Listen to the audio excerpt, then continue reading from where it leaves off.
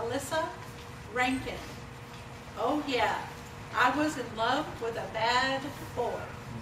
Oh yeah, I was in love with a bad boy. Alyssa Rankin.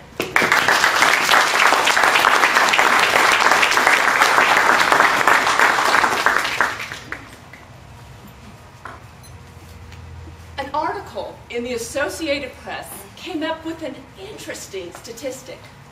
The news said that 1/3 of all women are in love with a bad boy. What is a bad boy? You all know the type.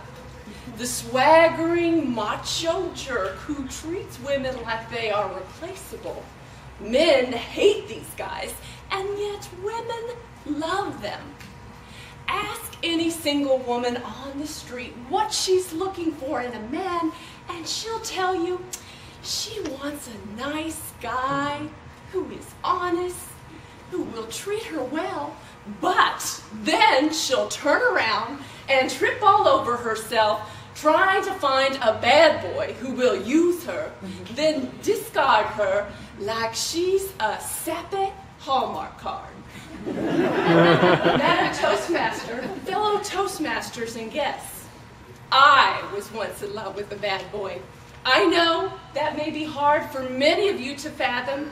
Me, a 40-something-year-old lady who wears a lot of cashmere sweaters and pink lipstick, and who is happily married to that man in the back who looks like Ray Romano. And truthfully, I can't imagine being married to anyone else. But it's true. A long, long, long time ago, I pined for a bad boy. My heart ached for a bad boy. I craved a bad boy. I was addicted to Mr. Cool. I met Mr. Cool when I was young and impressionable. He was the large, strong, silent type, but he never even knew I existed. Every day I watched him from afar. I loved everything about him. His big, broad, beaming smile. That he was athletic. He was an excellent pitcher. I even adored his vandalizing nature. Mr. Cool was so strong, he was known to crash through concrete walls yelling, "Oh yeah." To me, it was just like Tarzan yelling for Jane.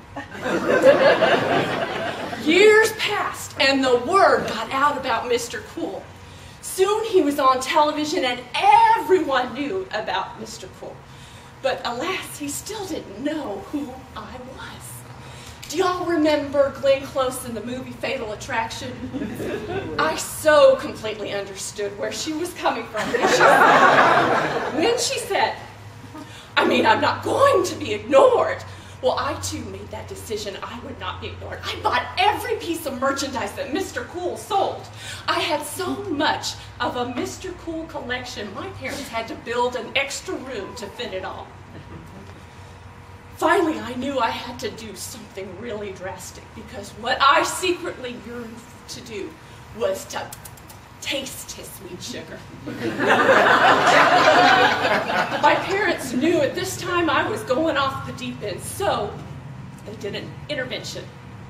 And with some help from some doctors and one hospitalization, I was completely from Mr. Cool. Well, you all know the rest of this story. I married and lived happily ever after. But what you don't know, what my husband doesn't know, what my therapist doesn't know, is that I secretly carry pieces of Mr. Cool around in my bag. And when I'm having an especially bad day, I take a piece of Mr. Cool out and say, "Oh yeah."